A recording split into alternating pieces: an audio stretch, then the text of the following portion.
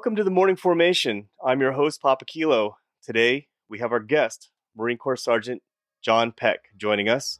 During his military service, he was deployed twice. During his 2007 deployment in Iraq, he was injured while on patrol, injured by an IED, an improvised explosive device, and suffered traumatic brain injury, which took him just about 2 years to rehabilitate. Upon that, he then re-enlisted into the Marines and then would take a deployment to Afghanistan in 2010, where he was critically injured from a landmine, which caused him to lose both arms and both legs. Years later, Sergeant Peck endured 16 hours of surgery to attach 2 arms for a bilateral arm transplant.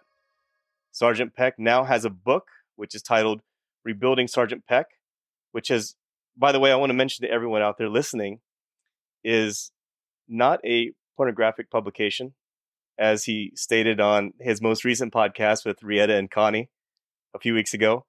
And I'll tell you that your sense of humor really cracked me up. I was laughing during the entire podcast. Your humor is awesome. And more importantly, Sergeant Peck, your determined mindset, personal courage, and grit is something to be extremely admired. So it's an absolute honor to have you on the show, John. Thank you for giving us your time today. Thanks for having me, man. I really appreciate it. The honor's all mine. So I'm about halfway through your book right now. I'm a very slow reader.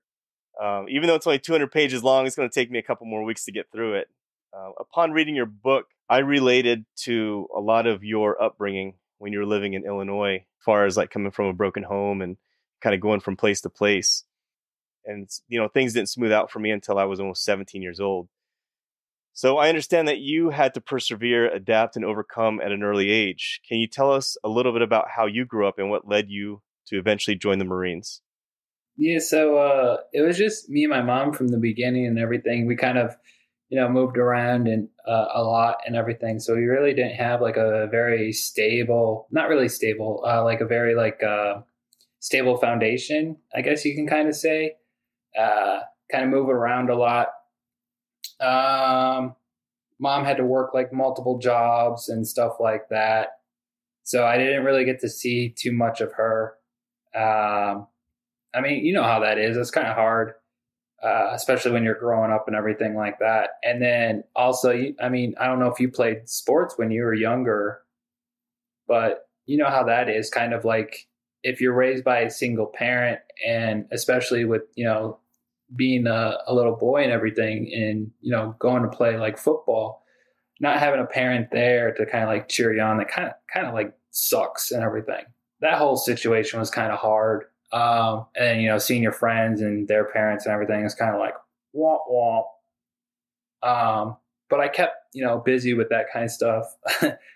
I know I'm probably going to get some like kickback from everybody, but yeah, I kept busy with I started with t-ball, then baseball, until I caught a ball with my mouth. That was fun. And then I played football and never got into soccer because I'm white. I'm not good at that shit. What else did I play? I played tennis. Not that good at it. I don't like running. I got into choir. I don't know how that worked. And then I played violin for, I think, like two years. So my mom had a rule that was like, kind of like you get into like an extracurricular activity or like a sport. I think it was like one of those rules to kind of like keep my mind busy kind of thing. And it kind of like worked out for me. So it's either a sport or an extracurricular activity.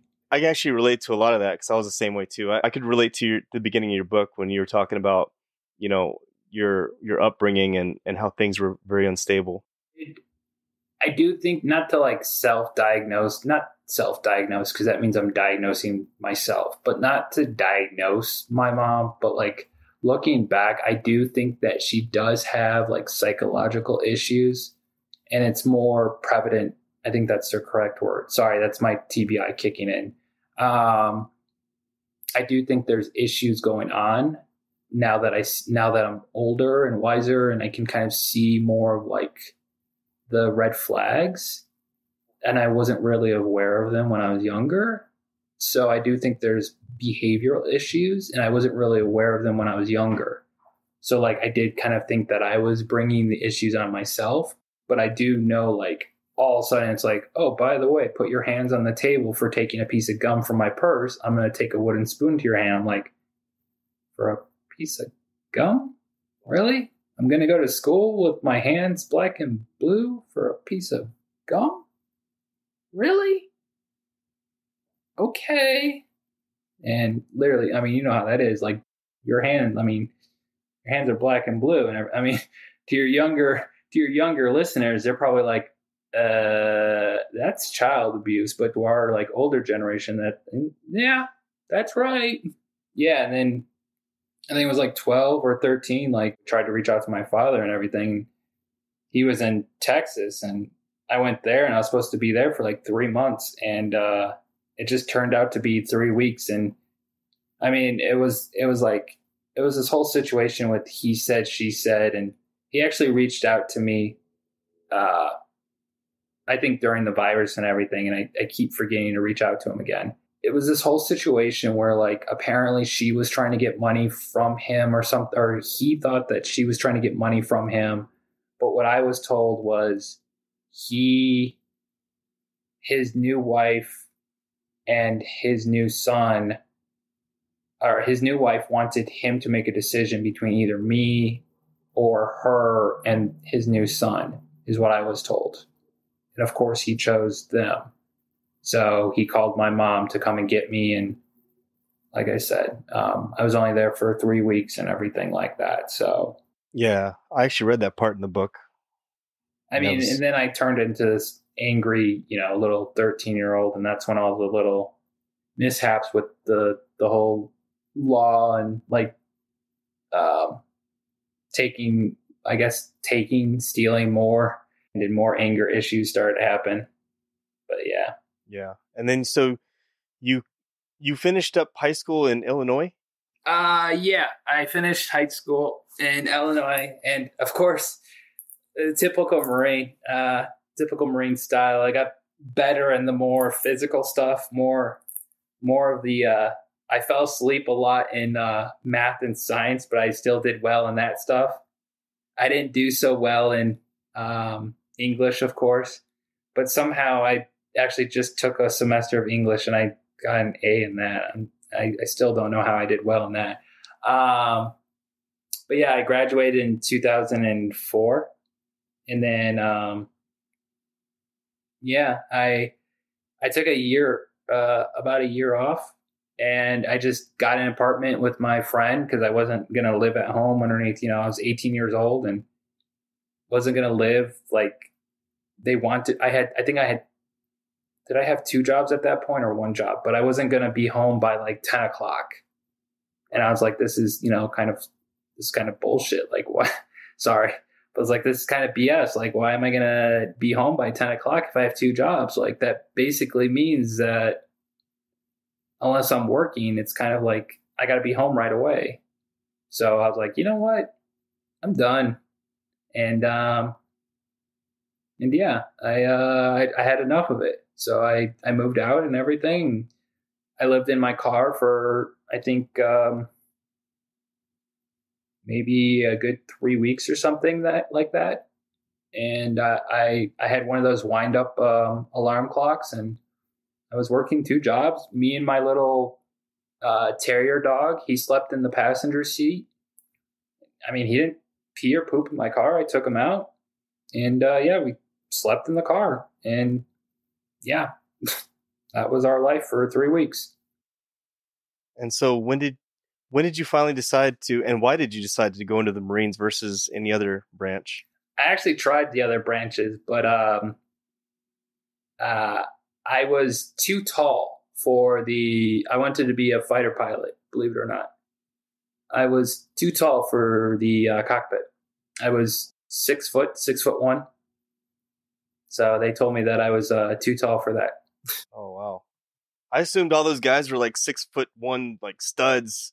I mean, I know Tom Cruise is a shrimp. Like, I'm thinking like Top Gun, but in the movies, they make him look like this big stud, and I always assumed like fighter pilots were like you're 6 foot, 6'1", You know what it was? It was probably one of those like recruiter, like lies that they tell you, though. Well, I mean, there again, you also have to be an officer too. Yeah. Yeah. It's super competitive to join those like super technical jobs, especially like the Air Force and the Navy. It like I didn't even look in it. My dad was in the Army. So for me, I didn't look any other way. It was just Army for me. And I didn't know what the hell I was getting into, man. I just signed up and I was like any job, they could have made me the full-time latrine cleaner. And I would have been like, hell yeah, sign me. I was just young and stupid, man. I didn't know what the hell I was signing up for. And my old man was in infantry, and he retired 20 years. He's like, yeah, you don't go infantry, go into logistics. So, so you ended up going to the Marine recruiter specifically after you went to all the other branches. All the other branches except for Coast Guard. I was not going to the Coast Guard. I was like, hell no. I didn't even know that was a real branch until like last year. I did. I always tell my buddies who are in the Coast Guard, I'm like, you're not DOD. You're not. No. Yeah, I went to, I think it was the Air Force first, of course, and then Army. And then I had an appointment with the Navy, and the dude didn't show up on time. And I was standing there waiting with like my finger in my butt and waiting outside of his office. And the Marine guy saw me. He's like, oh, yeah, he's at another appointment. I'm like, this dude. And the Marine guy was like, all right, well, why don't you come to my office and wait? I'm like, okay, cool. I was like, this isn't a scam. So I came into his office and everything. We started talking. I was like, all right, well, here's what I want to do. And he's like, all right, well, let me, why don't you, pull up a chair? And we started talking. And I didn't sign anything, but I went through the process. And then I did the physical part. And then I got to the pull-up part. And I think it was a gunnery sergeant in the Marines. So an E7. I almost forgot my rank structure there. An E7 was like, how many pull-ups can you do? And I was like, I think 12. And this was before, boot camp or anything. He's like, show me. And I did like 12 pull-ups. Of course, civilian pull-ups. And he's like, you'd be great in infantry. And I'm like, you mean the bullet sponges? Right. Yeah, the bullet sponges. He's like, you would probably be, in charge of them. I'm like, yeah. I was like, okay. I was like, all right, sign me up for the infantry. Yeah, that's how I went into the Marine infantry. Now, didn't you have an uncle that was also a former Marine? Yeah, my uncle Toby was, he was in the Marines. So that, like, I mean, it kind of played, I think, a subconscious, like, thought in the back of my head.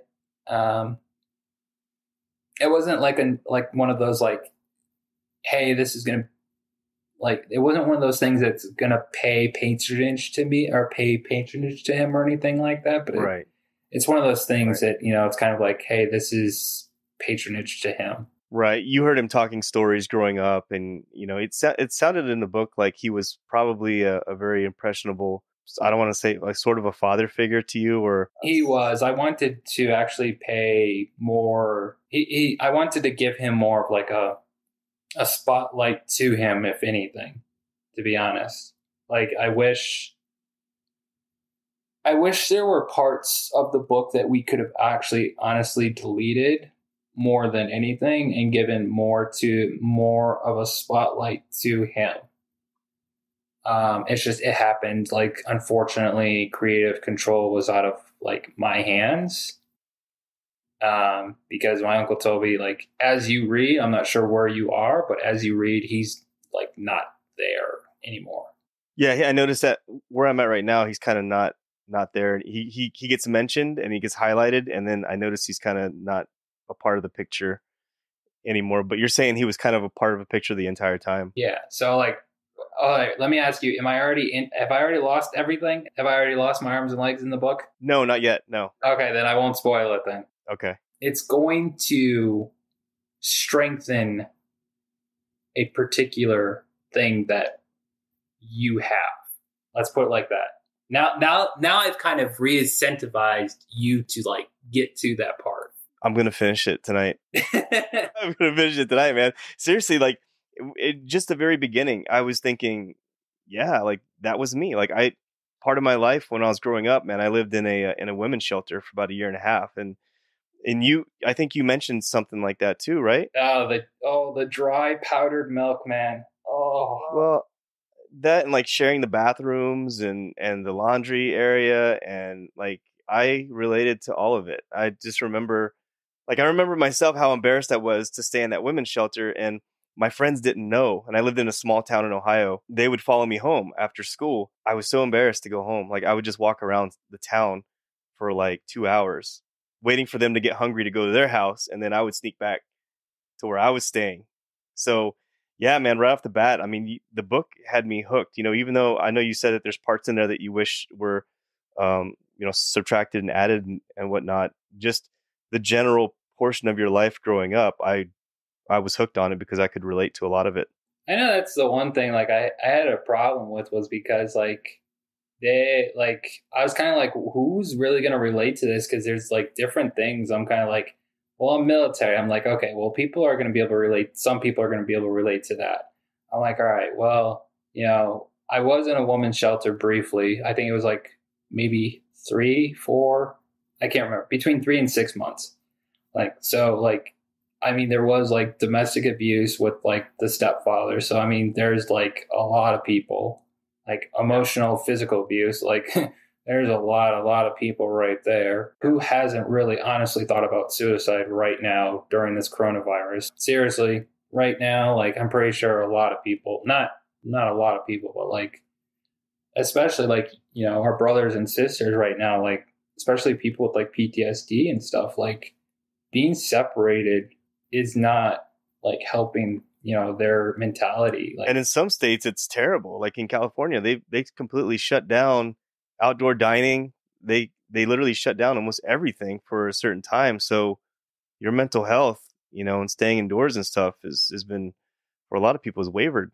So you're right. So what was your first, you ended up going to Marine boot camp, and then your first duty station was where? It's always been California. Oh, so Pendleton, and then we're at like 29 Palms or something? Nope.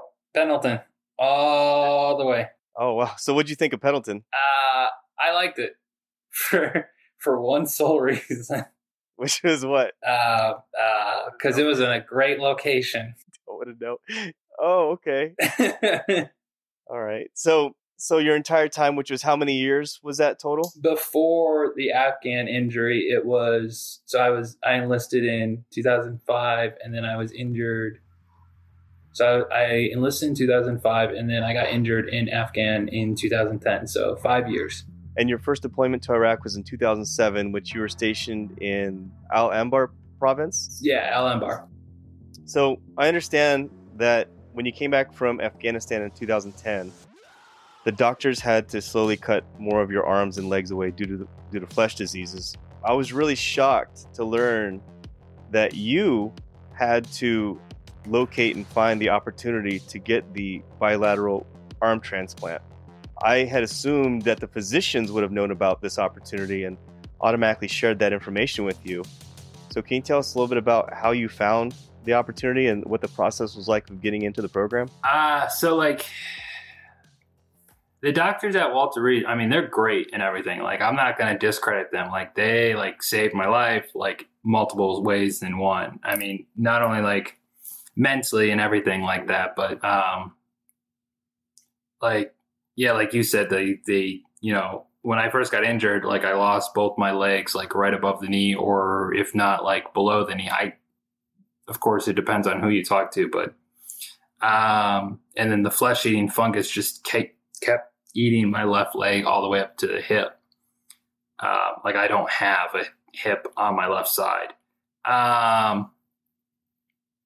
So not a lot of doctors will tell you about, like, because the arm transplant is like experimental. So they're not going to really like tell you about something that's experimental. Like, for instance, what is it? HGH, human growth hormone. Yeah. So it's kind of like a steroid, but it's to help you like regrow damaged muscle.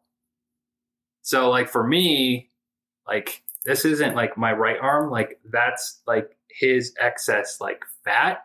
Whereas my left arm, like I have bicep, but it's like, don't mind the Popeye arm, but like my bicep's missing. So like bi means two. Yeah, two. Bi means two, but I only have one head in there. So like they wanted me to see if I could do like HGH, but like, again, that's something experimental. So like a lot of doctors aren't going to tell you about like all these like experimental programs out there. Mm-hmm. So when I got injured in 2010, the program was out there. It just wasn't like this big elaborate thing. I think the first dude that got the hand transplant was in 2007. Mm-hmm. So it was still kind of like taboo. It was still like, is it going to work? And I mean, take 2007 with like a grain of salt. Like, right. I mean, I could probably like, ask Google. Like I got one of those Google Homes right here. So I could probably whisper those sweet words and like tell me, smack it around. But like, I mean, they're not going to like tell you about this stuff and like get your, hope up and everything. But yeah, I mean, it was just one of those things. I retired in the Marines. I retired from the Marines in 2012. And I was kind of like, I knew about this guy in Spain who received a double leg transplant. So I had a house built in 2013. I was kind of curious about how this guy was doing. I was like, let me look up how this guy's doing. And I typed in, double leg transplant. And lo and behold, there was this hospital up in Boston that was looking for possible candidates. And I was just like, okay, maybe I should write these people, kind of thing, and just see, what their protocol is. And that's when I started going through, all their stuff and everything. And they're looking for, possible leg transplant recipients. And I wrote their administrative director at the time. She left. She was a great gal. She, I sent her pictures and I called her and she wrote me back. And it was November of 2013 because I got listed in 2014. And she was like, hey, it's getting close near, Christmas. So why don't we have you come up in, after, New Year's and everything, we'll, have you come up here for Boston for a week and we'll go through all the testing. Went through all the testing. It was great, psychological exams, make sure I don't eat any crayons or anything like that. And well, they were worried about the TBI. That was one thing that they were worried about. Yeah. Making sure like I do have memory issues, not like 10-second Tom issues, but like more of like, hey, don't forget to take your meds. And there are times where like in the morning I get busy and I like forget, which is kind of like a no-no, but it's not like I can miss a day, but I can't miss 5 days in a row kind of thing. Right. That kind of stuff. They were worried about that. They were also worried about that flesh-eating fungus still being in my system. Yeah. They did an IQ exam. That was great. I scored above average. Quite proud of that one. Quite proud of that one, actually. Especially for a Marine. What was it, an ASVAB? No, the IQ exam. No, I tell you what, the ASVAB will humble you out. I took the ASVAB and man, I didn't do as well as I thought it would. No? That's why I ended up in the Army, I guess. No, the electronic ASVAB gets harder as you take it, right? When I took it, I think I took it when I was a junior in high school. I didn't think I was going to be joining the military. And I filled in most of the bubbles just to make designs. Oh, my God. And I'm not kidding one bit. And so that's the main reason why I did so terrible. I didn't really take it seriously. And the score that I got, I just kept it. I just banked it. I didn't feel like taking it again. I was like, yeah, whatever. Just sign me up.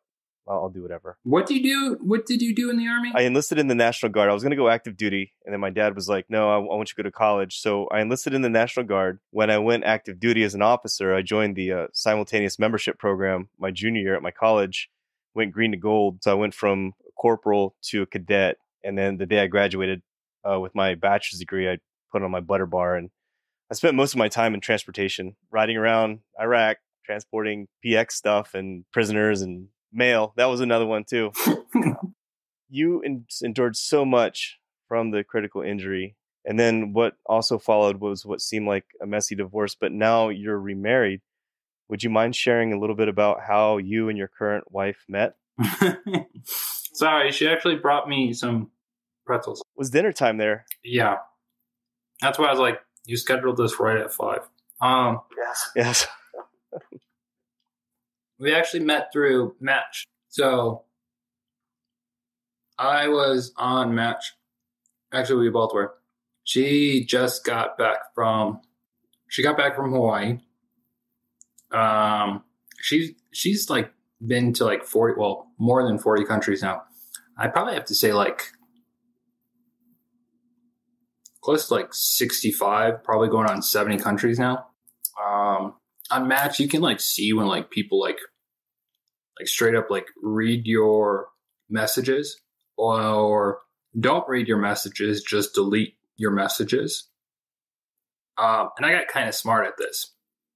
So I was very blunt in my profile, which not blunt, but honest, blunt and honest. I was like, look, I'm a quad amputee. You weren't a catfish? No, I wasn't going to be that dude that was like, I didn't put up like my old military photos of like. When you were in shape, like, yeah. Yeah, no. And then you meet me and here's this guy without arms and legs like, oh yeah, that's me by the way, but I'm missing pieces. No.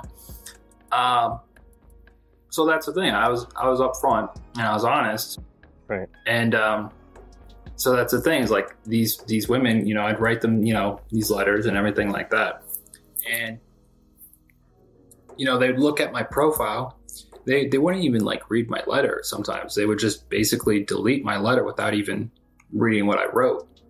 And I kind of got, that kind of hurts after a while. It's kind of like, so basically you just kind of like judged me based off of nothing.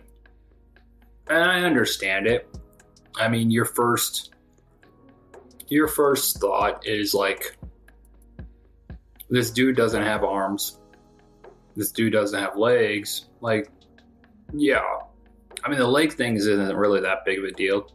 Well, to some people it is, I guess.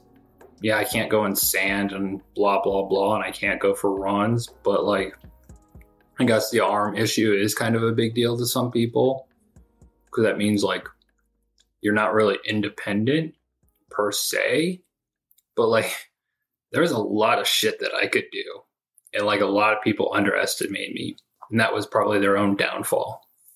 But anyway, so she was on Match and she saw my profile and she downloaded my Match image.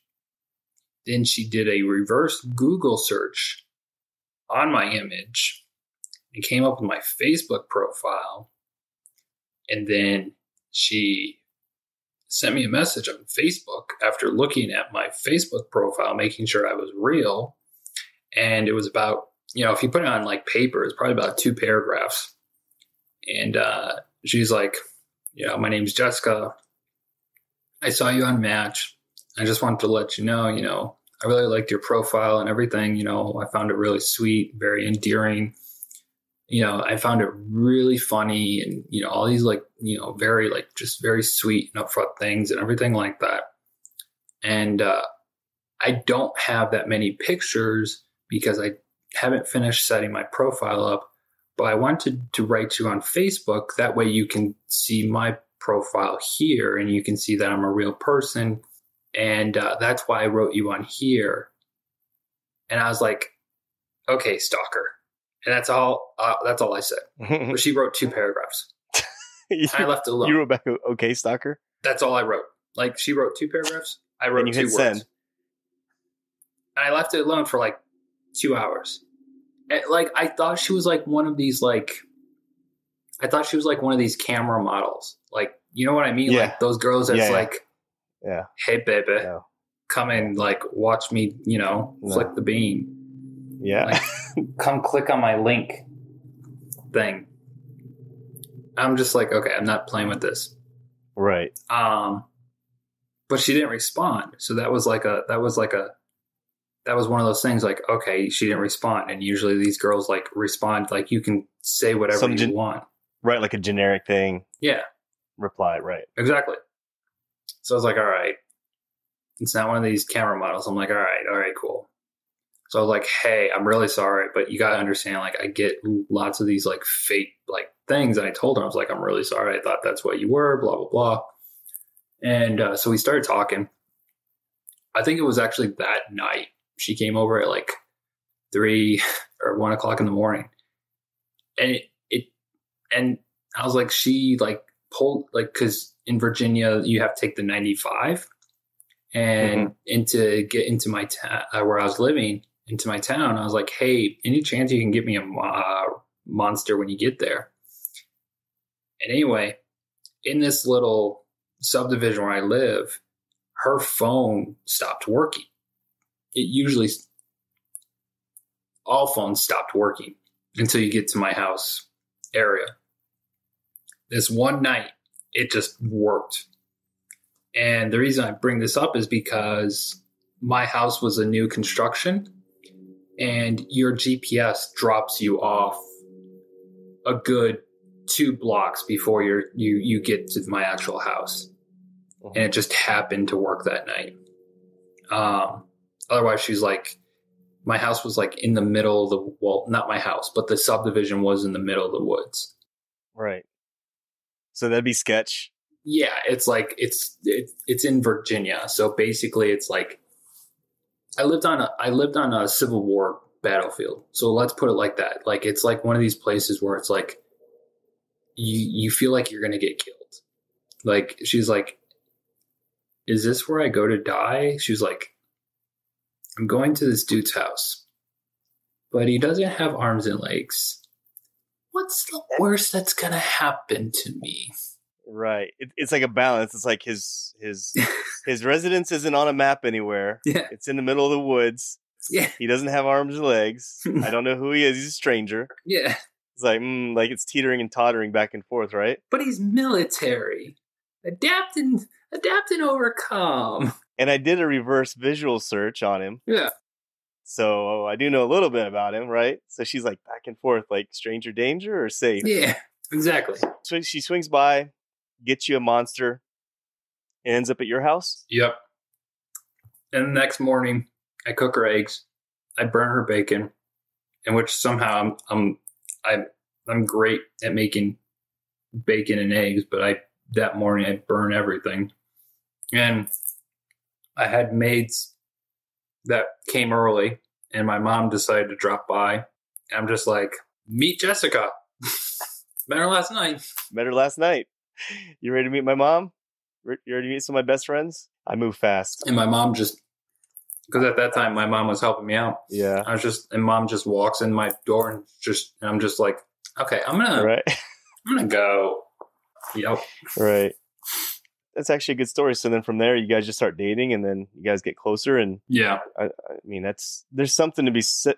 I mean, she knows about the arm. I tell her about the arm transplant and everything like that. And yeah, there's something to be said about what probably attracted her most is just how genuine you were. I mean, I'm sure there's been other, like you mentioned, catfish experiences on there and whatnot. It's kind of a dangerous place when you go online and you do the online dating thing. Seems like, so I mean, it's still happening today, especially right now. You gotta imagine, like, especially right now with like COVID and everything, like with people, like probably, I mean, I'm pretty sure people are probably taking photos of them with their mask on, and then you probably go to meet them and they're like, let me see you without your mask. And it's like, so man, before all this happened, I got stationed in Hawaii in 2004. This was before the big like internet thing was happening. And I got stationed in Hawaii, and there was my unit had already left to Iraq, and I was kind of waiting to go in 30 days. And there was a lieutenant there, and he was trying to get out of the military. He didn't want nothing to do with deployment. He was like one of those guys. It's like, I'm ready to get out. Like my knee hurts. Get me out. And I'm not shitting you one bit. Like, this guy was so convinced that he was dating an Australian model, and every picture he showed me of her was like, it looked like a stock photo. And I felt terrible because I wanted to tell him, like, bro, like, this is not real. But he was sending her money, And every day he had a story about her. And it was like the story from the day before, like the story the next day would be even crazier. She fell off a cliff and now she can't come here to Hawaii and see me. And she needs $1,200 for this. And I'm like, wow. Like when you get out of the military, you're in for the ride. And I just wonder whatever happened to that guy. But this is before all the big catfish thing came out. And so it's been happening for a very long time. Wow. And I'm glad to hear that you found someone that's accepts you for who you are and, you know, is genuine and authentic, and she's found the same in you as well. Oh yeah.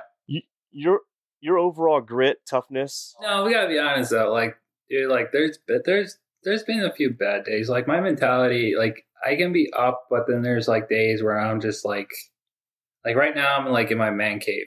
Like I got these like, yeah, I got this globe right here that's next to me. It's like this, which I'm actually looking at. It needs to be fixed. It's about the size of an actual globe, and it's like these old filament bulbs. But like I'm in my actual like man cave. Yeah, I have my own man cave, which is great. And then she has a study. We have a 3-bedroom condo, but she has an actual study that's on the other side of the wall. And I wish I could turn the lights off, but like I've actually got my own game room, and this is like my area. But like there's times where I just want to like come in here and not like do anything. So like I'm gonna be real, but there's days that like it sucks. Yeah. I mean, there's always days that like not everybody can be positive and everything. I mean, especially like, I mean, you're not in that. I mean, I'm not gonna ruin the book by saying this, but like, you know, after the RN transplant, like the whole thing I went into it was like I wanted to be a chef. Like, I mean, you've gotten to that part, like the whole dream of like me being a chef, and then like it came into like the realization of me like not having like you. I mean, you're seeing my hands move, but like the realization of me not being able to do it kind of like it devastated me. And it's just one of those things. And like, unfortunately she was there, and it kind of like impacted us because she was there and she was the only, not the outlet, but she was just like, it wasn't like a lightning rod, but it was like, that was the only thing, if that made sense. Like I didn't have anything else. She was there to witness a lot of the downsides. Yeah. And she's like said this multiple times, like you say that you're mostly positive, and you usually are, but like you do have down days, like you really do.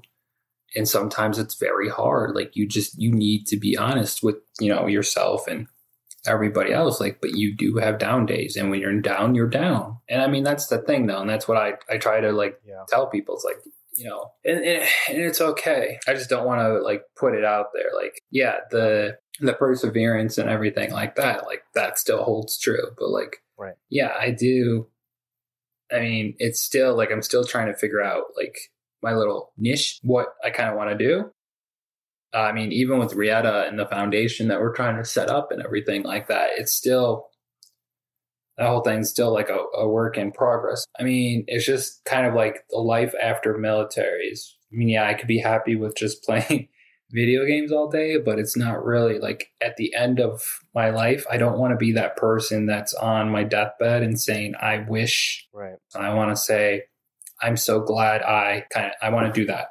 Not I wish, you know? Yeah. Like you want to feel like you have something to show for your time.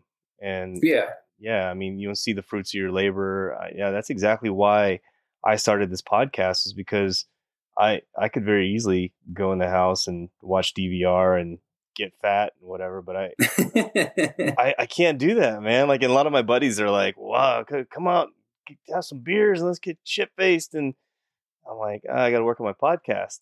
They're like, what? You know, F that nerd shit. Get over here. Like, what's wrong with you? But yeah, that was one of the reasons I had an Xbox. So when I was deployed, we had Xboxes, me and my whole platoon. We hooked them all up together during our downtime, and we played Halo. And so I came back here after deployment, and I'm still playing Halo. And I had that aha moment one day, and some kid, he hadn't even hit puberty yet, was talking about like doing things to my mom. And I was 28 at the time, and I was thinking, man, I need to get rid of this. I have been sitting here for 6 hours, and I have nothing to show for what I've been doing for the last 6 hours. And this kid is talking about my mom. Like, I need to grow up. I need to grow up. I feel you on that. Like, I understand why you would want to start a nonprofit and feel like you've got some value with your No, I time. mean, like, I play video games, but don't get me wrong, but like I use it for like a stress reliever. But then like I also do like the stocks and everything. So like, and then I do real estate. So like I'm all over the place.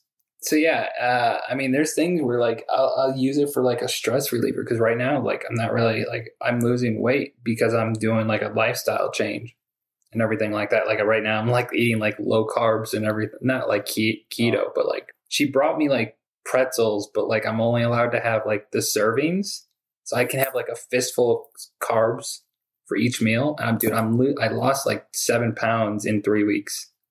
I don't know how for a guy without legs, but I don't.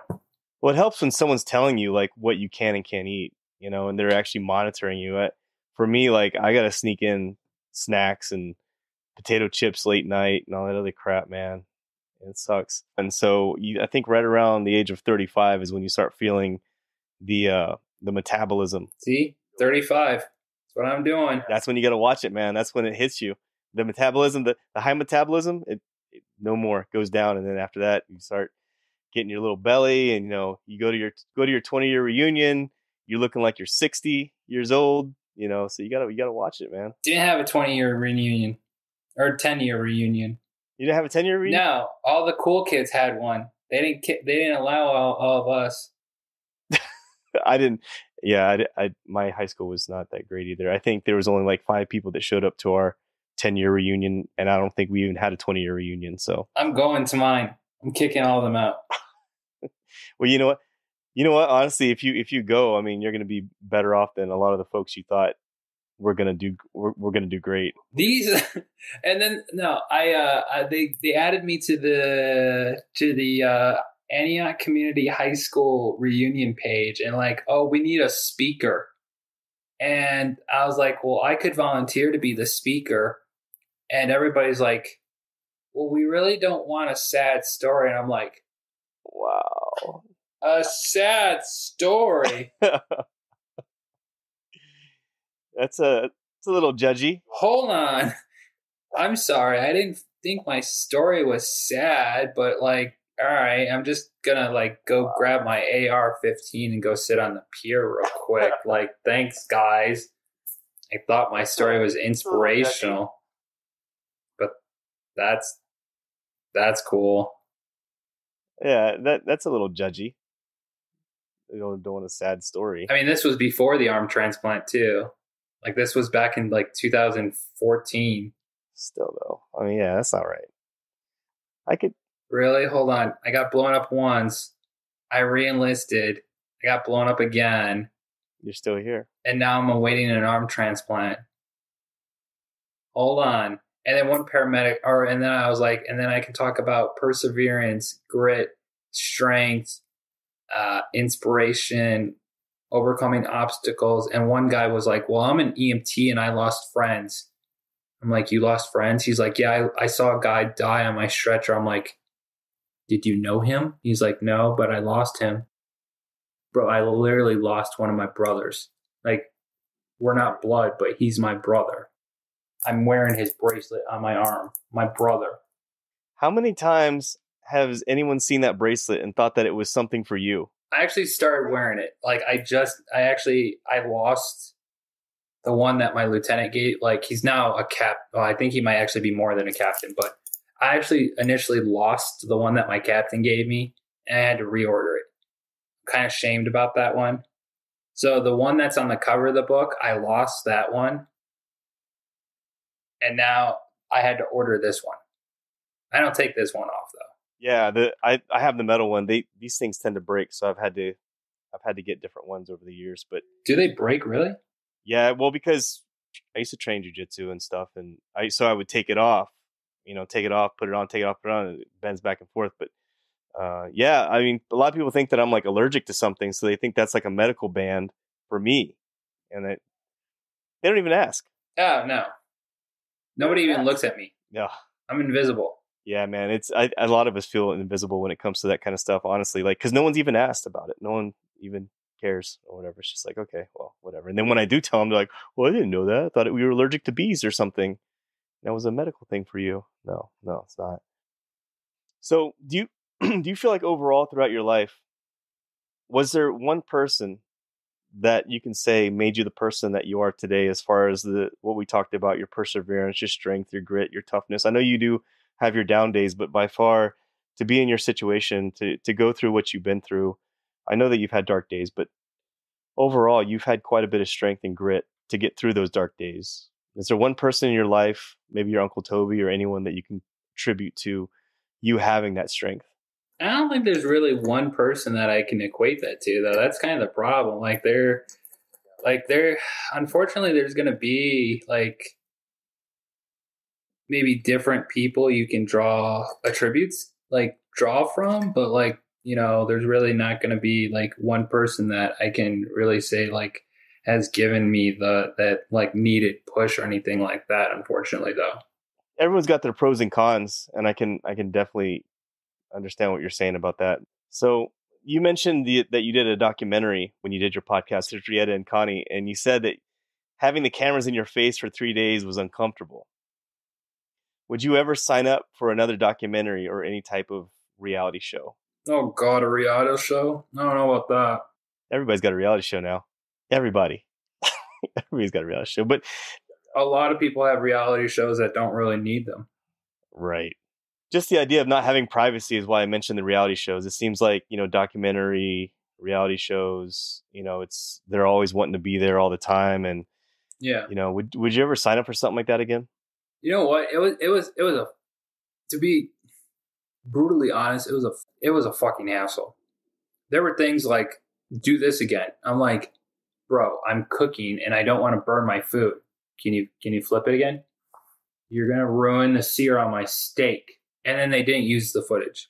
We had rights to first refusal, so we had to view the footage before they put it up. And we approved the footage, but then they put something else up. In the footage, Jess said, what did she say? She was like, at first, I didn't want John to do it. That's not what she said. Or she's like, no, it wasn't at first. She was like, I didn't want John to do it. They cut it weird. So it's like, it makes her sound like she's like saying this like extremely like, it makes her sound like, yeah, just messed up. To be honest, like, I don't know about the whole reality show because like she watches like Real Housewives and shit. And that whole thing, like, I mean, we're in New Jersey. So like those like shows just like, I want to like smack my head. I hate those type of people. Not to be like, look at me, but like I said, like I'm investing into like real estate and like stocks. I'm actually wearing GameStop to the moon, diamond hands. Yeah, you had that on your Instagram. Oh yeah, that's right. I saw that. Oh yeah, that's right. So are you vested in GameStop? Did you jump on that? Yeah, I did. I did it to what was it, 2 days ago, and then I did it when it was like $80. So it's still climbing, right? I don't know. Hey Google, current price of GME. As of 6:17 p.m. Eastern Standard Time today, GameStop Corp. I got out yesterday. There was some kind of stock manipulation or something yesterday. It went from like 350 to like 280, and it wasn't like small drops. It was just like straight, and then all of a sudden the market froze, and then it went to 216. It was just straight like market manipulation. There's something going on that they're doing. So yeah, like I don't know about the whole reality show as far as that, like Real Housewives shit reality show, but like I wouldn't mind something around doing something like that. As far as like a documentary, I don't know about that. More of around the whole movie thing. And I tried. We have an entertainment lawyer that was supposed to be pitching this whole thing, the whole book, to people in Hollywood, and nothing really came of it. And it's kind of such a shame because I feel like right now during COVID, it would have been like not really the perfect time because like everything's kind of shut down, but like I feel like it would have been the kind of like the best time to get it out there, or maybe like while everything's trying to like reopen up, because like right now I kind of feel like people are, not to say like I'm a message of hope, but like people need something to like cling on to. Not saying like, look at me, I'm like the message of hope and inspiration, but I feel like people are really needing something to, not really unite, but just something.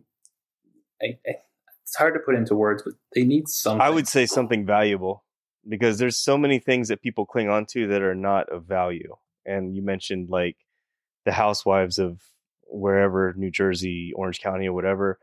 To me, whenever I see that, there's not a whole lot of value. It's just a bunch of people together creating drama for no good reason. And at the end of it all, what did you learn? Or like what did you gain from that, except drama and excitement during that whole time? Because I mean, people need to refocus themselves and focus themselves on things that are of value. So like you said, now is a time to get people's attention and kind of get realigned with, hey, this is reality. This is John's reality. This is what he lived through. This is what he's dealt with. You're right that this would have been a really great time to capture that moment. So I want to move on and ask you about the book. You mentioned that it's missing some parts. There's some parts that you'd like to add, and you also stated that after each chapter, the publishers wanted you to put in a cheesy like lessons learned portion. Like, what did I learn in this chapter?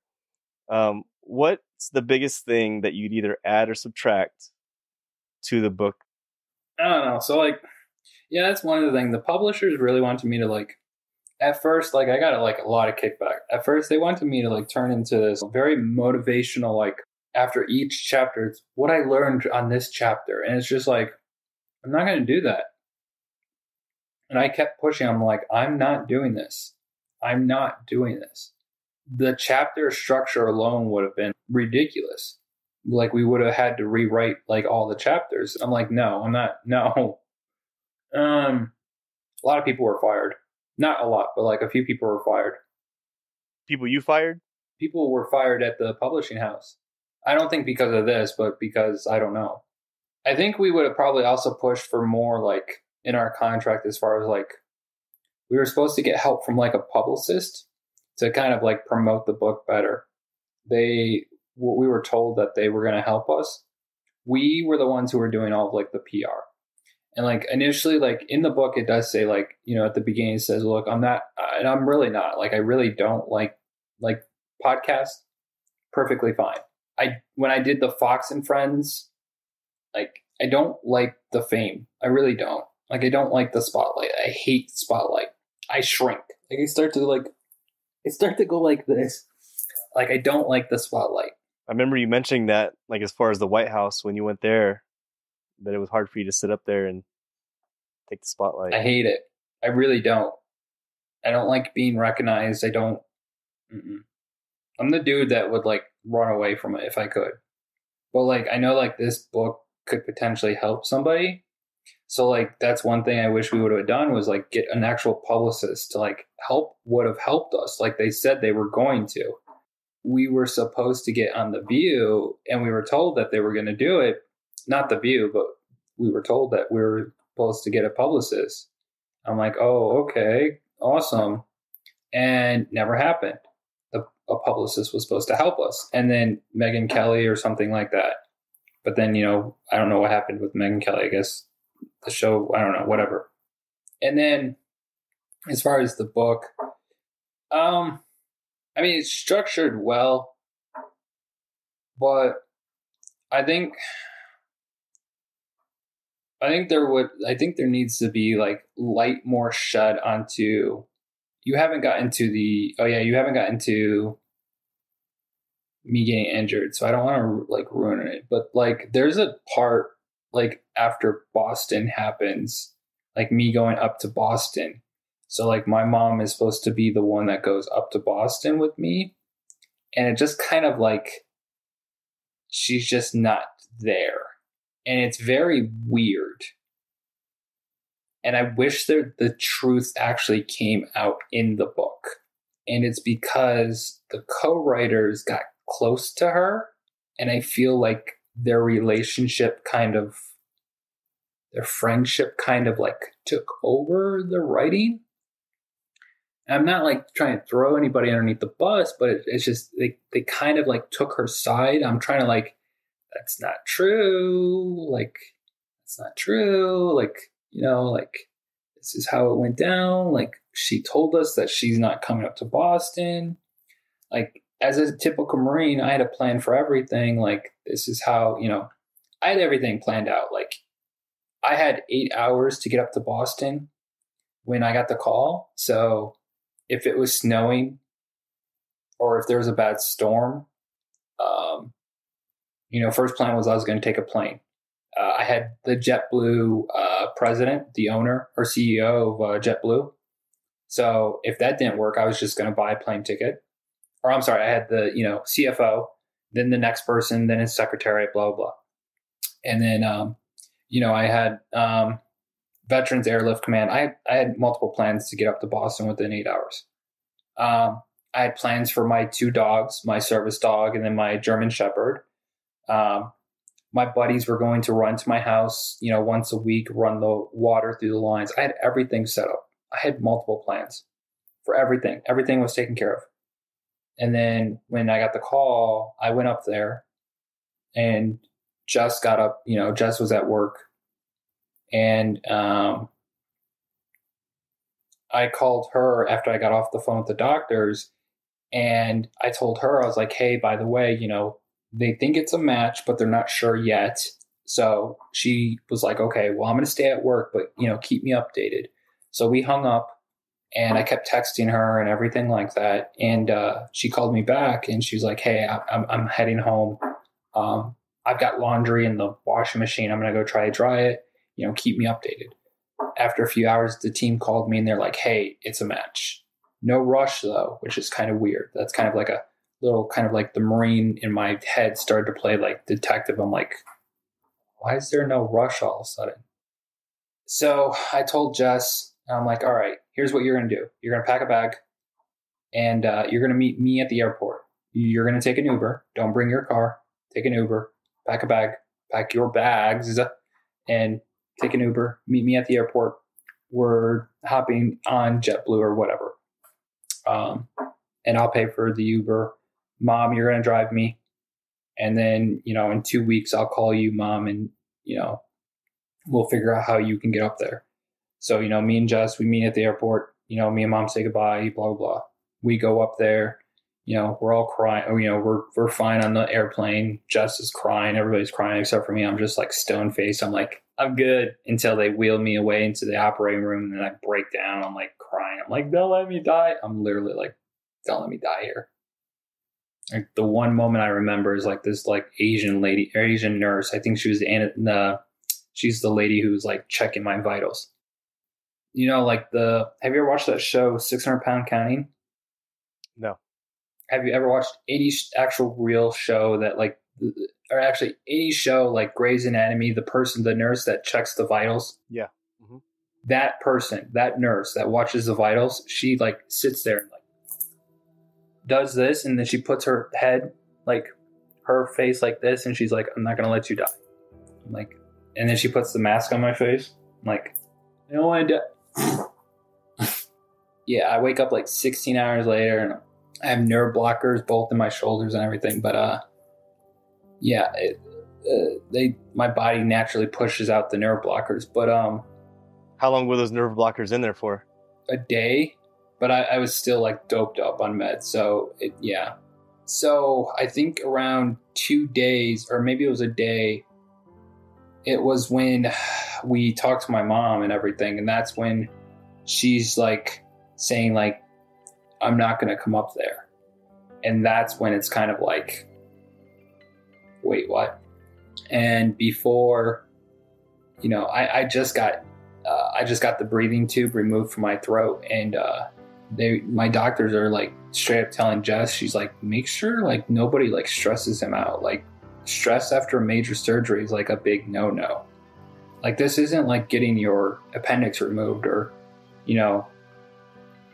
another minor surgery, not like not getting your appendix removed, a minor surgery, but this is a 16-hour surgery.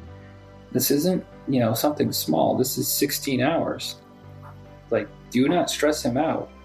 Like, I literally have a tube in my mail, in my butt, into my vein, that main vein that goes into the femur. Like, I have multiple tubes in my body, and the doctor's like, don't stress him out. And within the first 5 minutes of talking to my mom, it's like, yeah, I don't think I'm going to come up there. And me and Jess have never had to have that conversation of the more intimate, not intimate, but the more, she really didn't have to help me with that much stuff. When I said I didn't need that much help doing stuff, I really didn't need that much help doing stuff. Yeah, she helped me button up, pants, but and button up stuff and then driving us places. But otherwise that was it. So we had to have that conversation. It's just okay, that's cool. Thanks. But we kind of leave that out in the book just because we don't want to make her look bad. So that kind of hurt Jess. They never really interviewed Jess at all. It was one of those things that's just are you guys ever going to interview her at all? To feel to get how she felt during this or anything. It's just that's odd. You would think that she would have at least a half a chapter or a whole chapter to herself. I mean, I also, when I did the arm transplant testing, I didn't go up there by myself. I actually had an ex-fiance, and I specifically said, we will not be mentioning her. We will not be giving her a name. We will not be doing anything about this.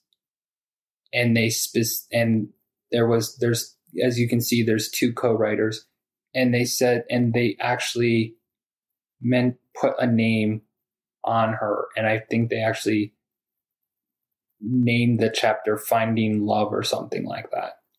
It actually started to really, really irritate me. And I'm just and then they started interviewing the doctors, the chapter, the arm transplant chapter. They actually started interviewing the doctors before they even interviewed me. I'm like, guys, what are you doing? And that one bothered me because the arm transplant chapter, they're that one really bothered me because it was I woke up after my arm transplant, and they're they even said John woke up from his 16-hour arm transplant, and Dr. Talbot was there to greet him and to let him know that he was doing great. He asked where Jess was. She was around, but John's mom was there. And guys, my mom wasn't there. They're oh, we thought she was. I'm no. These are the little things that kind of irked me. I'm so yeah, it's just one of those things. I'm just yeah. And did they go back to fix it? No, they did. It's just, it's some of these things that they kind of did that I wish that they would have stopped. I think their relationship with my mom got in the way, and then they started to see the person that she was when it was too late, because she wanted to read the whole book and give her seal of approval. And then that's why we had to change all of her name, her whole name. Her real name isn't Norma. Right. And I know where you got that name from. Norma Bates? Yes. I saw that. Wow. Clever. Yeah. I did that shit dirty. Yeah, that sounds really frustrating, man. To have someone write about you and then not be accurate, and you're wondering why the hell aren't these other areas that are important to me and emphasis on me, why aren't these focused on more? Like you're talking about Jess. And that was why I asked about her. Because when I found out that, you remarried and, to me, it takes a very, very strong, genuine person to, just like you said on Match.com, you just put yourself up there. A lot of people are very shallow, very surface oriented. So to find someone that's, interested in getting past that and they want to actually meet you, like that's special, So I wanted to make sure that I highlighted, your wife, because that's something that's kind of hard to find nowadays. Even like these people that are like, there's tons of them out there, but like, I can't remember the person who said it, but like what was it? The gold diggers out there, but the people are out there that are trying to find like a free ride, gold diggers and everything. But I forget who it is, but there's an investor out there, and it's like, well, what do you bring to the table? It's like you have appearance, you may have appearance, but other than that, what do you bring? Like, your looks will fade, and trust me, they will fade. And I mean, that's great. Like, you may have your looks for 5-10 years, but other than that, that's it. On the other hand, I bring you a sense of security. I bring you a personality. I can bring you, so much more to the table. Like, why should I bring all of this when all you bring is just this? Right. Yeah. There's no soul, no heart, no brain. Like, it's just more like, boom, here it is. And yeah, unfortunately, that's how it is today. It's all about cosmetics. Yeah. I mean, it's not about actually digging into the story and into the person. It's more about, what is at face value. No, and the funny thing is, when I was dating, like, half of them, I was like, hey, I had a pool back in Fredericksburg. I was like, hey, let's go swimming real quick. And they're like, why? I was like, I got a pool. It's, it's 98 degrees. Let's go swimming. I mean, it's a great night. Let's go swimming. They're like, no. I'm like, yeah. Why not? Right. Let's go swimming. Some of them didn't catch on. I was like, oh, come on. So John, I want to ask you, man. So now that you are where you are, do you have any goals, like, for the next 5 to 10 years? Are you and Jess planning on starting a family? I know you mentioned your nonprofit earlier, but do you have college or any type of certification or trade school in the works, or where do we go from here? So the family thing is kind of a touchy subject, and I don't want to. So I think I can't have kids. I mean, I can do the whole, like, business and all that. So, like, I can do the whole business side of that. But I think we're thinking about adoption possibly. But right now, she's actually, believe it or not, she's actually going to Sotheby's Art Institute for a master's in art business.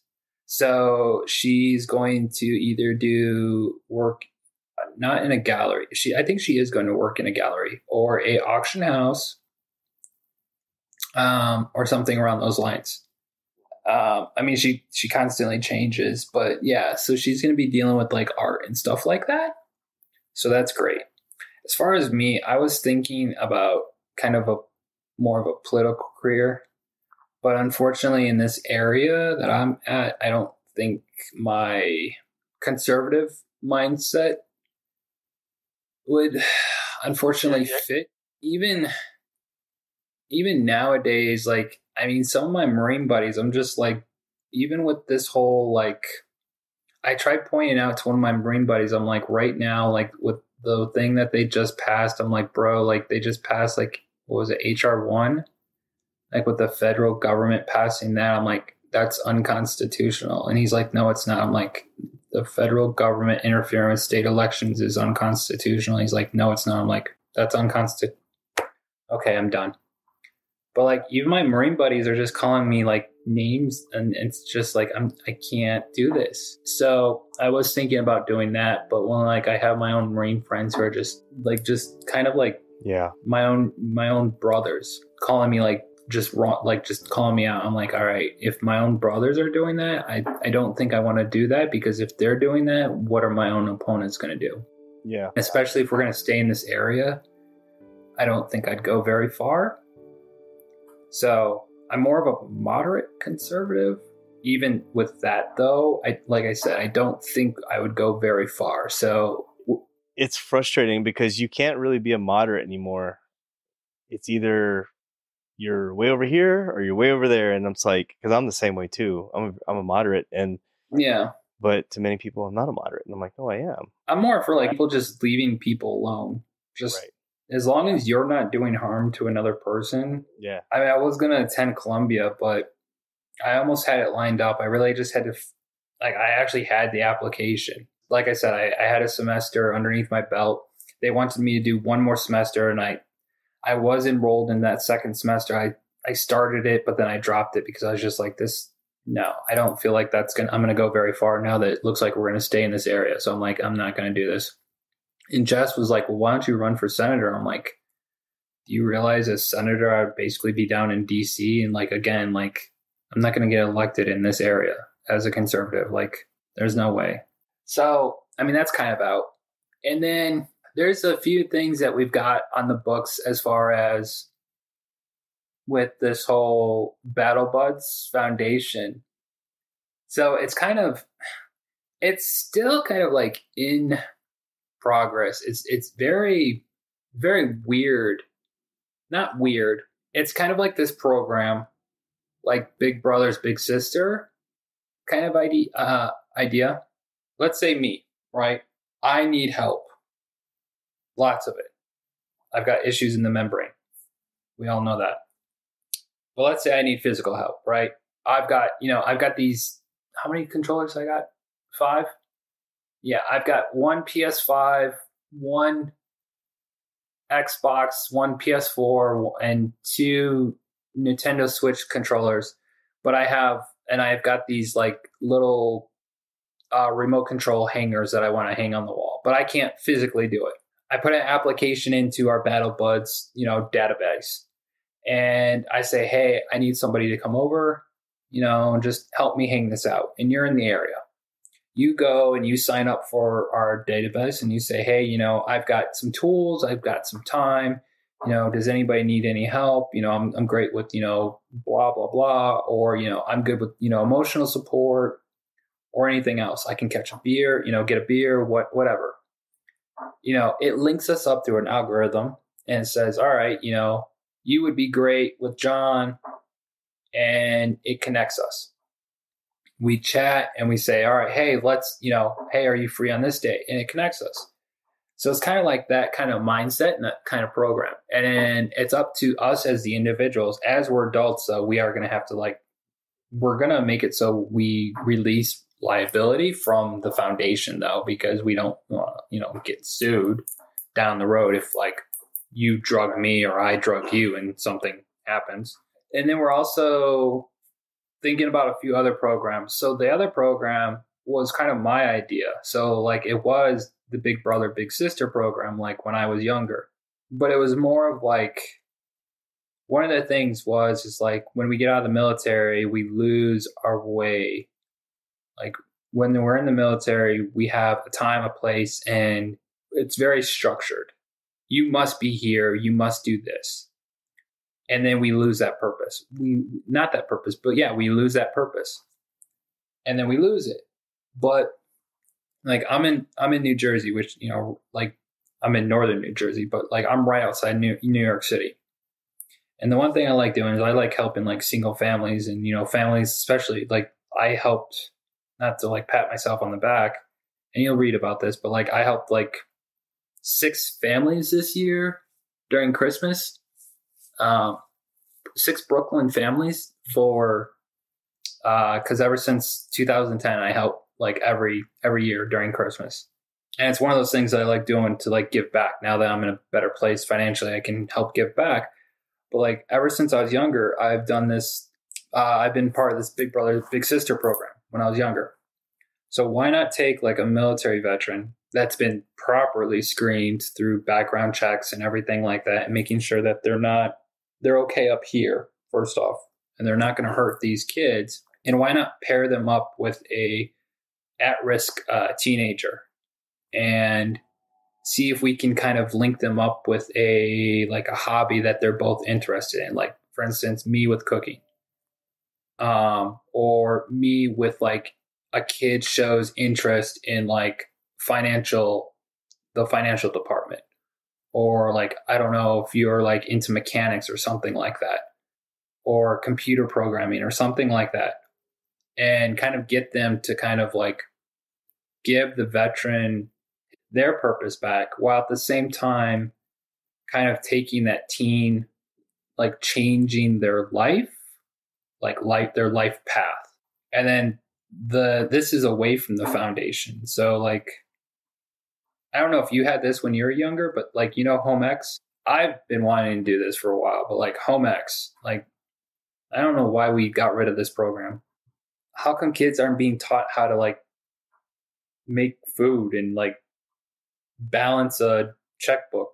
Why are we getting rid of those programs? That's probably the one program we should have kept, because I'm not kidding you one bit. There's been 18, 19-year-old kids that I've had to show them how to iron their pants, how to iron their shirts, and how to do very basic like things. And so like, yeah, you're right. Home ec is like one of the things that we should not get rid of. I mean, especially the kids, you talk about cooking and stuff, like you got a lot of kids eating junk food and shit. Like, why not show them how to actually make a decent meal?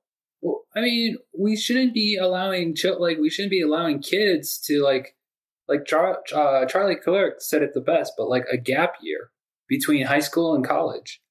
We also shouldn't be allowing kids to go off to like a $40,000, $50,000, whatever, $25,000 school right off the bat. Go to freaking community college, go and get your associate's degree. Then, okay, I want to do this. Don't go to some state university. Like, that's the dumbest thing ever. I'm sorry, but like, we need to teach these children like not to do these stupid mistakes that we have learned from. We need to teach them financial management. Yeah, I was talking to someone about that the other day, about how in algebra and all these different types of mathematics, but you don't learn how to invest in real estate. You don't learn how to invest in general. We need to teach kids how to invest in stock market and how to find real estate that they can buy into, and what opportunity zones are, and how to invest into their future, not how to keep increasing debt. But yeah. And how to save. What is a Roth IRA? What is a TSP account? What does retirement look like? And when is the proper time to start investing? Not at freaking 40 years old. You need to start investing around 23. The ignorance is by design. It's like people want there to be an abundance of ignorance, because it only helps the people that are in that small group to prosper, if that makes any sense. Oh, yeah. So, yeah. So just want to wrap it up real quick and just say, do you have any final advice, words of wisdom for our listeners out there? Anything specifically that, like, say if you were to address someone that was looking at joining the Marines or joining the military, or someone looking to transition out of the military? I don't know. The only thing I can really think of, like, that's whole like job related. I don't really want to talk about job related because I'm not really good at that aspect. I mean, the only thing I can really think of is like the whole, like, when people transition out of the military, the one thing that like I know a lot of guys deal with is like they get out and they think that they're just gonna like land big and like land on their feet, because they were in the military, or like they were in the infantry and they're gonna like go and get it like an LEO job, or law enforcement officer job. I mean, yeah, some of those like quote credits will transfer, but like don't rely on that.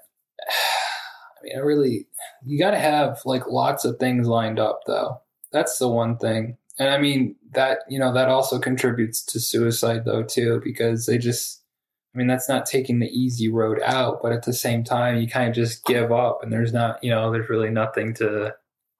really no safety net.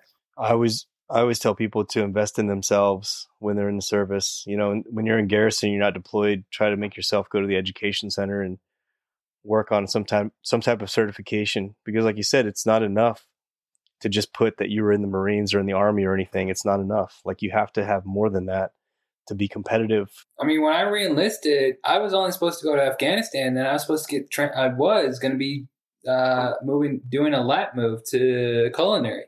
Because what I was told is like you go to culinary, and in the military they send you to the Culinary Institute of America. I'm like, hell yeah, I'll go to the CIA school. I'm like, I'm good with that, and then I can get out of the military and I can go be a chef. Hell yeah. Well, that didn't work. I mean, there's a lot of things like with Rietta though. Like I told her, I was like, expectations.